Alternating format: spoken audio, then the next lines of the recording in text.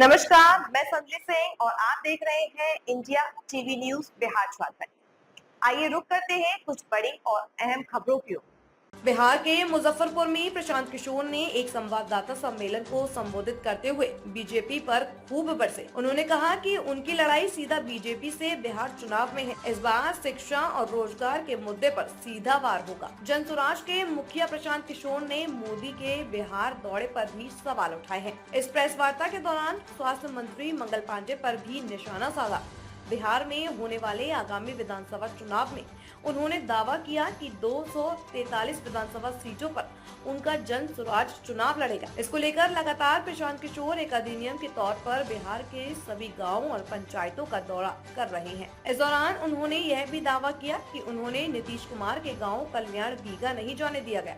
प्रशासन के द्वारा रोक दिया गया था, लेकिन वे उस कल्याण बीघा गांव जरूर जाएंगे। उन्होंने यह भी कहा कि उनके यहां से वहां के उस गांव के विकास की पोल खुल जाती। इस दौरान तेज प्रताप यादव को आरजेडी से 6 साल के निष्कासन पर भी सीधा जवाब दिया। लालू प्रसाद यादव के इस फैसले पर जी ने सदन में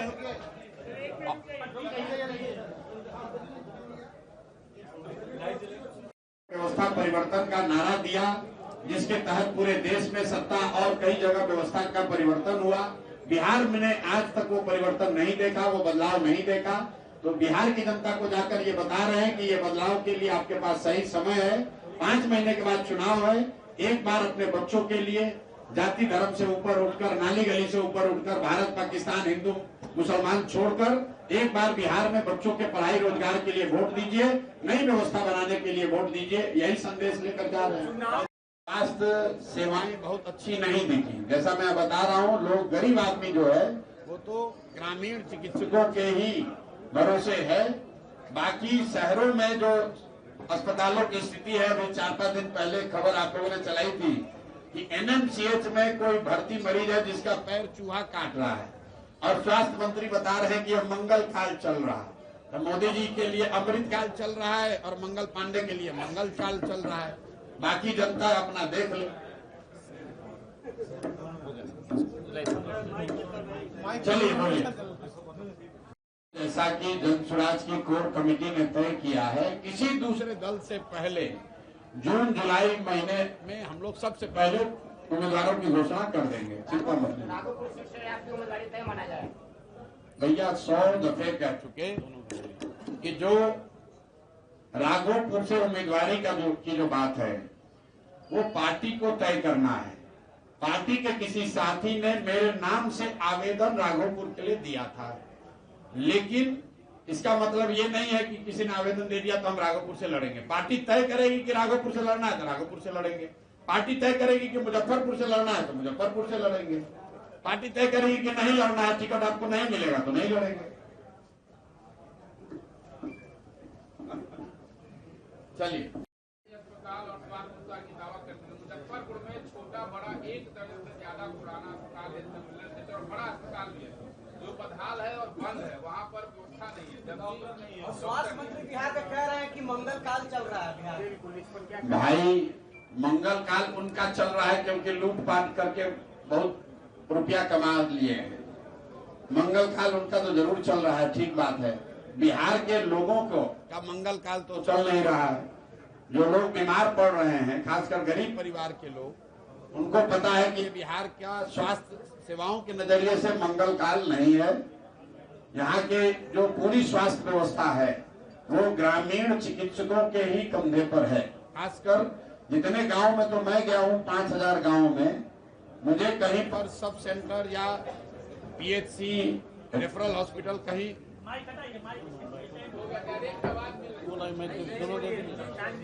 रोजगार के लिए सर आपकी क्या विचार है, क्या विजन रहेगा सर? कोई विचार नहीं है। 2 बरस से विचार बताते बताते कंठ में हमारे गांठ पड़ गया। लेकिन आपके जैसे लोगों को न विचार सुनना है न समझना है। जो हमने विचार रखा है उस पर 100 सवाल कीजिए, जवाब देंगे। क्या विचार है? मैं पत्रकारिता करने आप आए हैं, कम से कम थोड़ा रिसर्च करके आइए कि हमने शिक्षा को सुधारने के लिए क्या कहा है। उसमें अगर कुछ कमी दिखती हो, उसमें गलती दिखती हो तो जरूर सवाल कीजिए। लेकिन आगे खड़ा होके शिक्षा को सुधारने के लिए क्या विजन है? 3 बरस से क्या कर रहे हैं? 3 बरस से गाँव गाँव घूमकर यही समझा रहे हैं कि शिक्षा को कैसे सुधारा जाएगा, भ्रष्टाचार को कैसे रोका जाएगा। 5 महीना शेष बचा हुआ है उम्मीदवार का। आगे फिर आप मुजफ्फरपुर के पश्चिमी क्षेत्र में कब जाने? तुरंत आएंगे मेरे भाई। मैंने आते के साथ माफी मांगी। ऐसा नहीं है कि फारूक साहब में हम गए नहीं है, पैदल चले हैं उन गाँव में। आज सभा में लोगों से मिलना था, बात करनी थी, लेकिन ऐसा नहीं है कि हम कोई घर चले गए कि खाना खाने चले गए कि कहीं रुक गए। महानार से आते समय भीड़ की वजह से जगह जगह लोगों ने रोक लिया। स्वागत के चक्कर में वो लेट हो गई, कार्यक्रम लेट हो गया। हम पटना से 12:30 बजे चले हैं और महानार 1.5 घंटा लेट पहुंचे हैं भीड़ की वजह से, और फिर महानार से निकलते समय 1.5 घंटा और लेट हो गया, 9 बज गया, इसीलिए यहाँ पर भी लेट से पहुंचे हैं। जल्द ही वापस आएंगे। और वैसे भी जब बिहार बदलाव यात्रा के दौरान आएंगे तब तो फिर से हर विधानसभा में यहाँ पर 2-2 दिन रहेंगे, कोई चिंता नहीं। ऐसे में चमकी को लेकर के जो सरकार की लगातार कई वर्षों से पहल होती रही है, ऐसे में सैकड़ों बच्चे काल के गाल में जा रहे हैं। सरकार की जो कार्यशैली है, इसको लेकर के आपकी क्या प्रतिक्रिया है? देखिए, चमकी बुखार को लेकर जब मैं यहाँ पदयात्रा कर रहा था तो एक डॉक्टर अरुण साहा हैं जिन्होंने चमकी बुखार पर यहाँ बहुत काम किया है। वो जनसुराज से भी जुड़े रहे हैं, बहुत भले आदमी हैं। और जो उस समय उन्होंने बताया, या बाहर के दूसरे डॉक्टर्स ने भी जो रिसर्च बताया के बारे में जो साझा किया, कि वो उस समय स्थिति कंप्लीटली अवॉइडेबल थी। जो बच्चे खाली पेट सोए, जो भूखे पेट सोया, वही उसी बच्चे को चमकी बुखार हुआ और उसकी फैटेलिटी रेट ज्यादा हुई। तो सबसे पहले तो गरीब परिवार के जो बच्चे हैं, जिनको भाई एक माइक दे दो यार। कौन होगा प्रत्याशी? जिसको मुजफ्फरपुर की जनता तय कर देगी वही होगा प्रत्याशी। जनसुराज पहला दल है जिसने ये व्यवस्था बनाई है कि जिसको भी प्रत्याशी बनना है वो आवेदन दे, और आवेदन से प्रशांत किशोर और जनसुराज को न दे, वो आवेदन अपने क्षेत्र की जनता को भी दे। तो जो जिसने भी आवेदन दिया है वो अपने आप को संभावित प्रत्याशी के तौर पर आधिकारिक तरीके से अपने क्षेत्र में घूमकर बता रहा है कि मैं यहाँ का संभावित प्रत्याशी हूँ। और जनसुराज की जो व्यवस्था है, अब क्षेत्र की जनता से बात करेगी और जो भी संभावित प्रत्याशियों में जो सबको मान्य होगा, जो सबको अच्छा लगेगा, वही जनसुराज का प्रत्याशी होगा। आप भी हमको बता दीजिए कि जो संभावित प्रत्याशी यहाँ फोटो बैनर लगाए हैं उसमें कौन अच्छा है, आप भी हमको राय दीजिए ताकि चुनने में हमको भी आसानी होगी। का यहाँ समय निकाल कर आने के लिए बहुत बहुत धन्यवाद। पहले तो माफी चाहते हैं कि यहाँ मैं देरी से पहुँचा हूँ, और देरी से सिर्फ आप ही क्या नहीं आए हैं, मुजफ्फरपुर में ही देरी से आए हैं। आज पारू में एक मेरी सभा थी जहाँ हम पहुँच ही नहीं पाए, तो उसके लिए जो साथी दल के लगे हुए थे, जो लोग वहाँ आए थे, उनसे भी माफी चाहता हूँ। हम लोग सुबह से चल ही रहे हैं, पटना से चले हैं और महानार होते हुए आ रहे हैं। अपने से कहीं हम लोग चाय पीने के लिए भी नहीं रुके हैं, लेकिन जो समय लग गया वो लग गया, गलती तो हमारी ही है। मेरे साथ सीताराम बाबू हैं, इनसे तो आप लोगों का परिचय होगा। सीताराम यादव जी बगल के सीतामढ़ी के हैं, उसके बगल में ललन जी यादव हैं, ये मुंगेर के हैं, IAS ऑफिसर है। मनोज तो यहीं आपके जिला के हैं, इनसे आपका परिचय है ही। मेरे बगल में BK चौधरी साहब हैं, ये भी आपके जिले मुजफ्फरपुर के हैं, ex IPS अफसर है। और उसके बगल में AK दास साहब हैं, जिनसे आप लोगों का बखूबी परिचय होगा। यहाँ के मुजफ्फरपुर के बड़े पेडिट्रिशियन हैं, फिजिशियन है, फिजिशियन। तो आप सबका यहाँ स्वागत है। जैसा कि आपको पता है कि बिहार बदलाव यात्रा के तहत आप बताइए कि ऑपरेशन सिंदूर हुआ, उसका परिणाम क्या हुआ, सही हुआ, गलत हुआ, उसकी चर्चा होती रहेगी। उससे बिहार में क्या बच्चों के लिए पढ़ाई की व्यवस्था हो गई? क्या बिहार से पलायन रुक गया? चलिए, ऑपरेशन सिंदूर के नाम पर क्या 2-4-5 लाख बिहार के लड़कों को आर्मी में नौकरी मिल गई? तो आप लोग किसी भी चीज को किसी चीज से जोड़ देते हैं। भाई, देश में पार्लियामेंट है, विधानसभा है और ग्राम सभा है। तीनों क्यों अलग अलग व्यवस्था बनाई गई है? क्योंकि तीनों को अलग अलग विषयों को डील करना है। पार्लियामेंट का चुनाव हो गया, जनता ने पक्ष और विपक्ष दोनों को चुनकर वहां भेज दिया। उनका काम है विदेश नीति, उनका काम है राष्ट्रीय सुरक्षा। अब जब बिहार का विधानसभा चुनाव होगा तो उस विधानसभा में वो लोग चुनकर जाएंगे जिनका काम होगा कि बिहार में शिक्षा कैसे सुधरे, बिहार में स्वास्थ्य सेवाएं कैसे बहाल हो, बिहार में बच्चों को रोजगार कैसे मिले। उसका ऑपरेशन सिंदूर से क्या लेना देना है? संविधान में राष्ट्रीय सुरक्षा देश का मामला है, बिहार के विधानसभा का मामला नहीं है।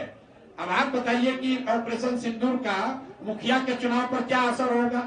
अरे भाई, मुखिया के चुनाव का विषय गांव और पंचायत की समस्या है। दरअसल एनडीए के नेता जब जा रहे हैं तो यादव के लालू यादव बदले दूसरे किसी यादव को घोषित करके जन स्वराज समर्थन करें। बिल्कुल घोषित है। अगर तेजस्वी यादव की बात नहीं है, अपने परिवार के अलावा बिहार में किसी भी व्यक्ति को, अगर यादव समाज के भी किसी व्यक्ति को राजद मुख्यमंत्री घोषित कर दे तो जन स्वराज अपनी पूरी ताकत से राजद के उस मुख्यमंत्री के उम्मीदवार के समर्थन में जन स्वराज खड़ा हो जाएगा। ऐसा क्यों हम कह रहे हैं? क्योंकि बिहार में ये लोग इंप्रेशन बनाते हैं कि हम अपने जाति की चिंता कर रहे हैं। मैं खुलेआम चैलेंज कर रहा हूं कि लालू यादव को यादवों की चिंता नहीं है, उनको अपने परिवार की चिंता है, उनको अपने बच्चों की चिंता है। अगर यादव समाज की चिंता है तो भाई यादव समाज में तो इतने काबिल लोग हैं, किसी को बना दीजिए नेता, हम लोग उसके समर्थन में खड़े हैं।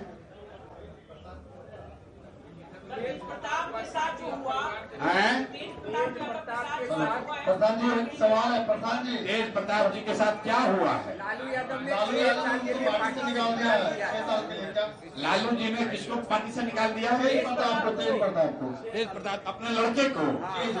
वो तो निकलते रहते हैं, आते रहते हैं, जाते रहते हैं। इससे पहले भी कुछ दिन तेज प्रताप जी वापस पार्टी को छोड़कर चले गए थे वृंदावन वगैरह, फिर उनको वापस ला दिया गया, मंत्री भी बन गए। तो उनके लड़के हैं, ये उनका अंदर, पहली बात तो समझिए उनका पारिवारिक अंदरूनी मामला है। लेकिन राजनीतिक तौर से मैं नहीं समझता हूं कि लालू यादव जी के परिवार का कोई लड़का या लड़की जो राजनीति में सक्रिय है या होना चाहता है, उस पर लालू जी कोई कार्रवाई करेंगे, ऐसा मुझे लगता नहीं। प्रशांत किशोर जी, एक सवाल है, जिस तरह के विचारधारा को मानने वाले जो भी हिंदू हैं, कौन है ये तो आप भी देख लीजिए। मैं बता रहा हूँ कि गांधी को के विचारधारा के मानने वाले जो हिंदू हैं वो ऐसा मानते हैं, वो समझते हैं कि वो भाजपा के विचारधारा से उनका इत्तेफाक नहीं है। जो आजादी की लड़ाई लड़ी गई तो गांधी के विचारधारा के मानने वाले लोग कहाँ थे? वो कांग्रेस में थे। जो गांधी के विचारधारा को नहीं मानते थे वो कहाँ थे? वो संघ में थे। बात क्लियर है? इसमें आपको क्या नहीं समझ में आ रहा? कहाँ होगा ये तो हमको नहीं मालूम है, लेकिन हमको ये मालूम है कि हमको राजनीति किस आधार पर करनी है। विचारधारा के आधार पर हम भाजपा के खिलाफ खड़े हैं। और अरे आप बात तो सुन लो भाई, आप हिंदू के पुरोधा टीका लगाने से नहीं ना हो जाइएगा। हमारे आपने सवाल किया, उसका जवाब सुनिए। राजनीति जो हम लोग कर रहे हैं, गांधी हिंदू नहीं थे, बाबा साहब अम्बेडकर हिंदू नहीं थे, बाद में बहुत बने हिंदू थे। जो कम्युनिस्ट में लोग हैं वो हिंदू नहीं हैं, जो लोग समाजवादी विचारधारा के वो हिंदू नहीं हैं। हिंदू होने का मतलब ये जरूरी थोड़ी है कि हम भाजपा का झंडा लेकर घूमेंगे। हमने आपको ये कहा कि विचारधारा के आधार पर जन स्वराज की लड़ाई भाजपा से है। तो हम लोग अगर विचारधारा आधारित व्यवस्था बना रहे हैं तो हम लोग का लेगेसी, हम लोग का आइकन कौन होगा? हम लोग का आइकन गांधी होंगे, हम लोग के आइकन जेपी होंगे, हमारे आइकन लोहिया होंगे, हमारे आइकन अम्बेडकर होंगे, हमारे आइकन कम्युनिस्ट पार्टी का कोई उस तरह का व्यक्ति होगा वो होगा। लेकिन चूंकि कम्युनिस्ट पार्टी और समाजवाद के गांधी, लोहिया और जयप्रकाश के मानने वाले लोग दलगत स्वरूप में काम कर रहे हैं, इसलिए उनका फोटो यहाँ नहीं है। बाबा साहब और गांधी जी जो है ये एक तरह से स्वतंत्र है। आप चाहे आप भी फोटो लगा सकते हैं, हम भी लगा सकते हैं। दूसरे का लगाएंगे तो लोग कहेगा कि हमारा लगा लिया आपने।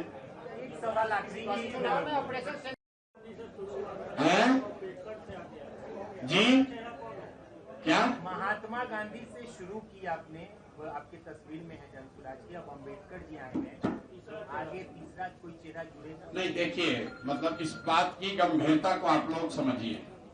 बिल्कुल ठीक बात है, जन स्वराज अभियान में सिर्फ महात्मा गांधी का ही पिक्चर था, बाबा साहब का पिक्चर क्यों जोड़ा गया? ऐसा नहीं है कि अच्छा एक था दो कर लें, दो है अब इसको तीन कब होगा जैसा आप सवाल कर रहे हैं।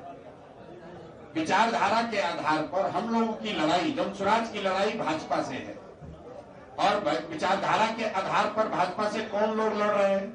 तो अगर आप चुनाव के आंकड़े देखेंगे तो बिहार में और पूरे देश में भाजपा जिन सीटों पर चुनाव लड़ती है उनको करीब करीब 40% वोट आता है। पूरे देश में भाजपा को 40% वोट आया है जिन सीटों पर वो चुनाव लड़े। तो मुसलमान तो भाजपा को वोट देता नहीं है। 80% हिंदुओं के आबादी वाले देश में अगर भाजपा को 40% वोट मिलता है तो इसका मतलब है कि करीब करीब आधा हिंदू भाजपा को वोट दे रहा है और आधा हिंदू भाजपा को वोट नहीं दे रहा है। अब आपको ये समझने की बात है कि वो कौन हिंदू हैं जो भाजपा को वोट नहीं देते हैं। आप लोग चूंकि बिहार में पत्रकारिता करते हैं तो इसको आप जाति के नजरिए से देखते हैं कि भाई यादव समाज के लोग नहीं दे रहे हैं कि दलित नहीं दे रहा है। हम लोग उसको विचारधारा के आधार पर देखते हैं। मेरी समझ ऐसी है कि 4 विचारधारा के मानने वाले हिंदू आज भी भाजपा को वोट नहीं देते। जो गांधी के विचारधारा को मानने वाला हिंदू है वो किसी भी जाति का हो वो भाजपा को वोट नहीं देता है। जो बाबा साहब अंबेडकर की विचारधारा को मानने वाला हिंदू है वो भी ज्यादातर लोग भाजपा को वोट नहीं देते। जो कम्युनिस्ट विचारधारा के मानने वाले हिंदू हैं वो भी चाहे किसी भी जाति के हैं वो भाजपा को वोट नहीं देते। और चौथा जो लोहिया जयप्रकाश जी के समाजवाद को मानने वाला हिंदू है वो भी किसी जाति का है वो भाजपा को वोट नहीं देता है।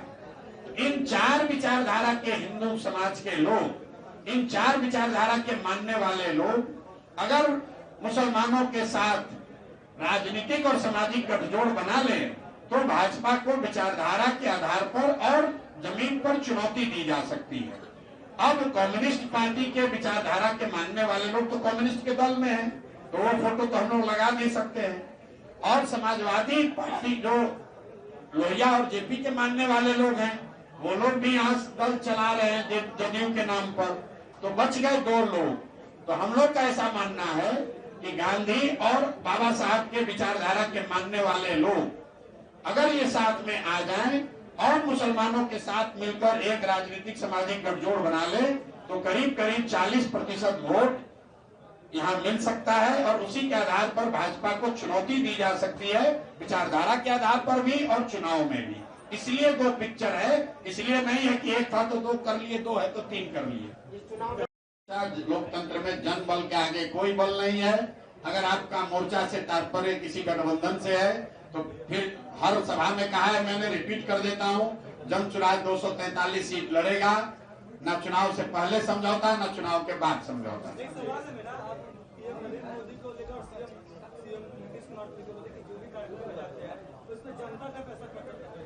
अगर आप भविष्य में सीएम या कोई अन्य पद पर जाइएगा तो क्या उस सुविधा का इस्तेमाल करिएगा कि नहीं करिएगा? सुविधा का इस्तेमाल करना एक बात है और प्रधानमंत्री के तौर पर आकर पूरे बिहार के पंचायत से जुड़े हुए लोगों को बस और पैसा देकर बुलाकर भाषण देना दूसरी बात है। भाई मोदी जी पिछले साल क्यों नहीं आए पंचायती राज के लोगों से मिलने बिहार में? इतना समझ आपको होना ना चाहिए भाई। इसी साल बिहार के पंचायती राज के लोगों का चिंता हुआ है। इसी साल किसान के स्वनिधि का पैसा बिहार से जाएगा। अब चुनाव नवंबर के बाद फिर आपको दिखेंगे नहीं 2 बरस। आप बताइए 2015 में मोदी जी ने आरा से अनाउंस किया 80,000 करोड़ दूं कि 90,000 करोड़ दूं, 90,000 करोड़ दूं कि 1 लाख करोड़ दूं। अच्छा 1,25,000 करोड़ देता हूं, दे दिया। अब आप लोग बताइए कि सरकार केंद्र में मोदी जी की है, एनडीए की है, अब बिहार में भी सरकार एनडीए की है, तब तो 2 ही बात हो सकता है, या तो मोदी जी ने पैसा भेजा नहीं या फिर पैसा भेजा उनके एनडीए के साथियों ने जो कि अभी मंगल कार्य जिन लोगों का चल रहा है वो सब लूट लिया पैसा। तीसरा बात तो कोई हो नहीं सकता है क्योंकि आपको हमको 1,25,000 करोड़ का कोई काम तो दिख नहीं रहा है बिहार में। आप पत्रकार हैं, अगली बार ये पूछिएगा कि भाई 1,25,000 करोड़ मोदी जी ने भेजा नहीं, कि भेजा तुम लोगों ने मिलकर मंगल कार्य करने के चक्कर में लूट लिया। जब मंगल पांडे ने आप पर आरोप लगाया, जवाब दिया कि आज मंगल कार्य चल रहा है, लूट रहे हैं, तो उन्होंने कहा हमने कहा कोरोना जांच हमने कहा कॉटन बैंडेज में बिहार में लूट होता है, ये बात आपको पता है कि नहीं पता? कोरोना काल में सबसे ज्यादा स्वास्थ्य सेवाओं की कमी बिहार में दिखी कि नहीं दिखी? देश में सबसे ज्यादा कोरोना के टेस्ट बिहार में कोविड के हुए कि नहीं हुए? और अफरा तफरी मची कि नहीं मची? ऑक्सीजन के अभाव में सबसे ज्यादा लोग तड़फड़ाए कहाँ, मरे कहाँ बिहार में? उस समय स्वास्थ्य मंत्री कौन था? यही मंगल काल वाले थे। पांडे ने कहा कि स्वास्थ्य मंत्री के रूप में हम देख रहे थे, और तो देख रहे, अरे भाई देख रहे थे, सुनिए, देख, बंगाल में ममता ठीक है, बिल्कुल बिल्कुल बिल्कुल। स्वास्थ्य मंत्री प्रशांत चौर नहीं ना थे? स्वास्थ्य मंत्री अरे सुनिए मेरी बात, हम बंगाल में अपना काम कर रहे थे, मंगल पांडे के शब्दों में पैसा कमा रहे थे, मान लीजिए, तो कोई गैर कानूनी काम नहीं ना कर रहे थे।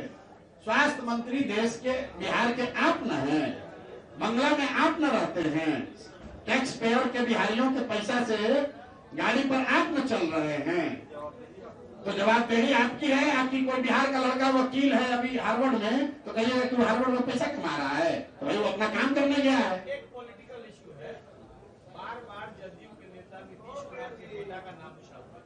आपको नीतीश जी ने बिहार की बड़ा खड़ी है, क्यों रहे नहीं, अभी भी है। क्यों बार बार निशांत का नाम आता है? दफ्तर मैं देखिए पिछले कई समय से इस बात का उत्तर दे रहा हूं कि जो व्यक्ति राजनीति में नहीं है उस पर मैं टीका टिप्पणी नहीं करता हूं, चाहे वो नीतीश जी के लड़के हो या लालू जी के लड़के हो या किसी दूसरे के लड़के हो। जहां तक मैं समझता हूं कि नीतीश जी के लड़के अभी राजनीति में नहीं हैं, अभी तक कोई औपचारिक घोषणा जदयू की ओर से या नीतीश जी की ओर से या उस बच्चे की ओर से नहीं हुई है।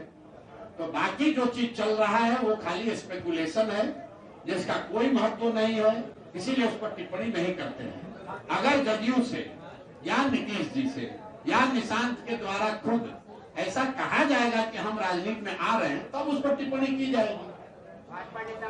की है कि अगले 120 दिन में 240 विधानसभा क्षेत्रों में जाएंगे और उसकी शुरुआत जेपी के जन्मभूमि सिद्धार्थ दियारा से हुई है। जेपी के भूमि से इसलिए क्योंकि आज से करीब 50 साल पहले सबसे पहले बदलाव, व्यवस्था परिवर्तन, संपूर्ण क्रांति जैसे जो शब्द हैं ये जनमानस के बीच में जेपी के द्वारा ही दिया गया। उसके बाद से देश के कई हिस्सों में सत्ता बदली, कई जगहों पर व्यवस्था भी बदली, लेकिन बिहार जहां से इस क्रांति की, इस आंदोलन की, इस नारे की, इस सोच की शुरुआत हुई, वो जहां था वहीं रह गया। 1970 के दशक में भी बिहार देश का सबसे गरीब और पिछड़ा राज्य था, और आज करीब 45-50 साल बाद भी देश का सबसे गरीब और पिछड़ा राज्य बिहार ही है। तो अभी जनता के पास अगले 4-5 महीनों में जब चुनाव होने वाला है तो उनके पास एक बहुत बड़ा अवसर है जेपी के बताए हुए रास्ते पर चल के संपूर्ण क्रांति का, व्यवस्था परिवर्तन का, जिसमें एक बार लोग जनसुराज के जो बताए हुए रास्ते हैं, जो जेपी का रास्ता है कि लोग जाति पाति भूलकर, हिंदू मुसलमान को छोड़कर, मंदिर मस्जिद की लड़ाई से ऊपर उठकर 5 किलो अनाज के लिए नहीं, नाली गली के लिए नहीं, अपने अपने बच्चों की शिक्षा रोजगार के लिए वोट दें। इसी संदेश को लेकर जनसुराज में मैं और मेरे सारे साथी घर घर जा रहे हैं और कोशिश कर रहे हैं कि चुनाव से पहले लोगों को इस बात के लिए संकल्पित कराया जाए कि यहाँ पर के जो भ्रष्ट नेता हैं, जिन्होंने जाति और धर्म के नाम पर बिहार को लूटा है, उनको अलग हटाकर एक नए सशक्त विकल्प के तौर पर जनसुराज के साथियों को वो चुने। अगर वो ठीक लगता है तो उन्हें ये मौका दे, बिहार में व्यवस्था परिवर्तन करे। इसके साथ साथ जनसुराज एक और जो बड़ा अभियान चला रहा है जिसका नाम है बदलाव का हस्ताक्षर, जिसके तहत 1 करोड़ परिवार से बिहार में 3 विषयों पर जनसुराज के साथी जाकर हस्ताक्षर करा रहे हैं। 3 विषय वो हैं जिसको लेकर बिहार के सामाजिक राजनीतिक जीवन में पिछले कई वर्षों से खूब चर्चा हुई है। पहला विषय है जातीय जनगणना, जैसा कि आपको याद होगा, देश में सबसे पहले जातीय जनगणना आज से करीब 2-2.5 साल पहले बिहार में कराया गया। और जो लोग अपने आप को सामाजिक न्याय का पुरोधा बताते हैं, उन्होंने ये दावा किया कि जातीय जनगणना होने से समाज के जो वंचित वर्ग हैं उनको फायदा होगा।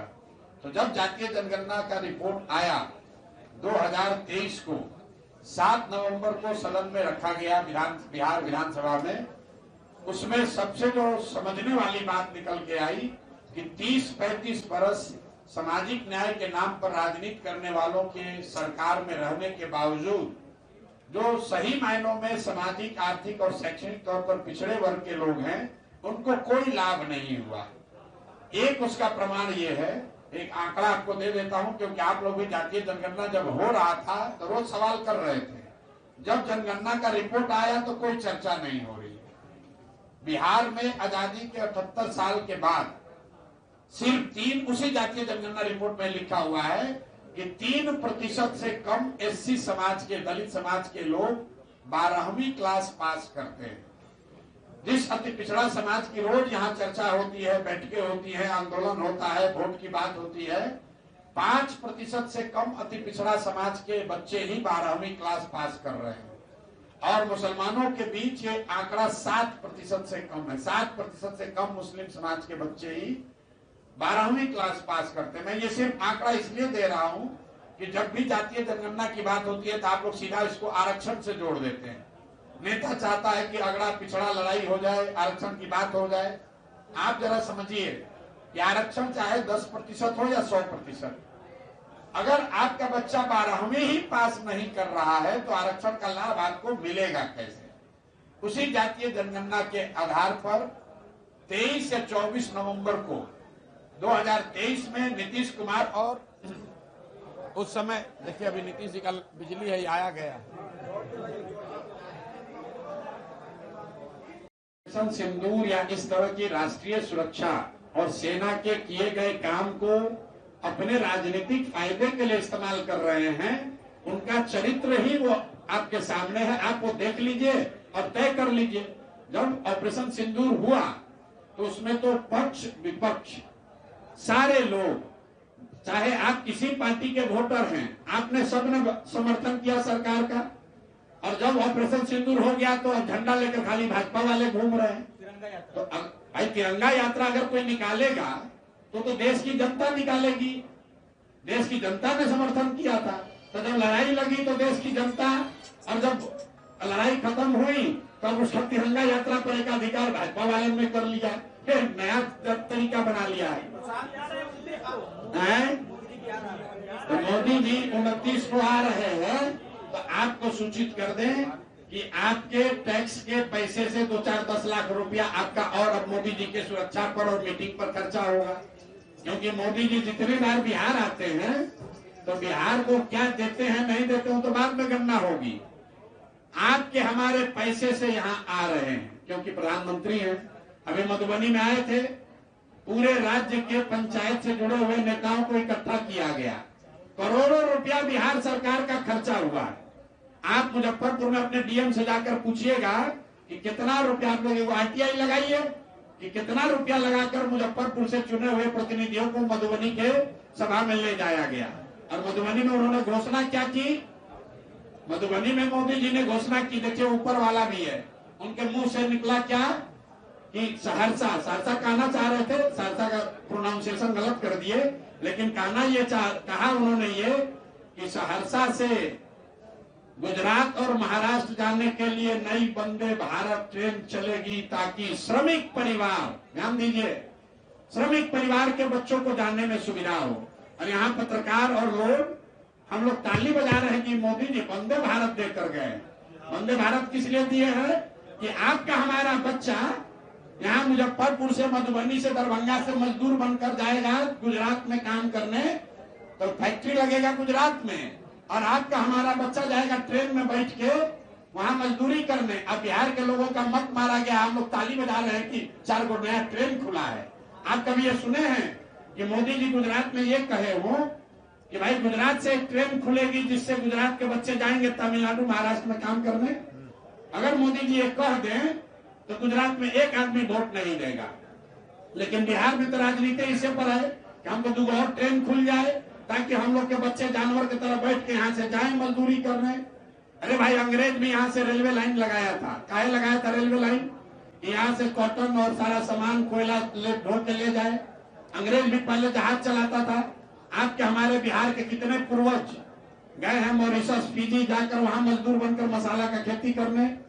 तो क्या अंग्रेज आपका भला कर रहा था?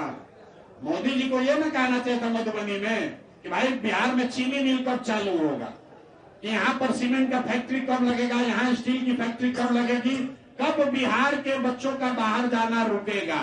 तो ये कह नहीं रहे, कह रहे कि बिहार के बच्चों को जाने के लिए और बढ़िया ट्रेन देंगे। तो ये आप लोग तय कर दीजिए कि मोदी जी 29 तारीख को आएंगे तो और बढ़िया आपको क्या अनाउंस करेंगे, सुनिएगा। एक सवाल है कि पारू में आपका सभा था, सभा में घंटों प्रतीक्षा कर रहे जितने भी आपको सुनने वाले लोग थे, जनता थी 97। जी सर, माइक नहीं चल रहा है।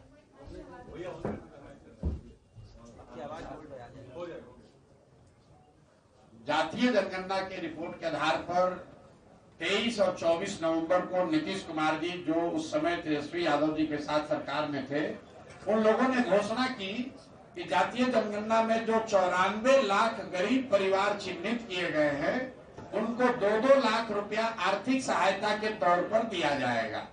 ये लोकसभा में लोगों का वोट मांगने के लिए, लेने के लिए उनको ये झांसा दिया गया, क्योंकि आज उस विषय को 2 वर्ष हो गए, अभी तक किसी भी परिवार को 1 रुपया भी नहीं मिला है। और आप लोग भी पत्रकार बंधु हैं, आप भी अगर किसी को जानते हो जिसको जातीय जनगणना के बाद 1 रुपया भी मिला हो तो जरूर बताइए। तो ये पहला विषय है हम लोग के लिए कि घर घर जाकर हम लोग पूछ रहे हैं कि भाई नीतीश कुमार ने जो वादा किया था कि जातीय जनगणना में जो गरीब परिवार चिन्हित किए गए हैं उनको 2 लाख रुपया आर्थिक सहायता दी जाएगी, आपको मिला है कि नहीं मिला।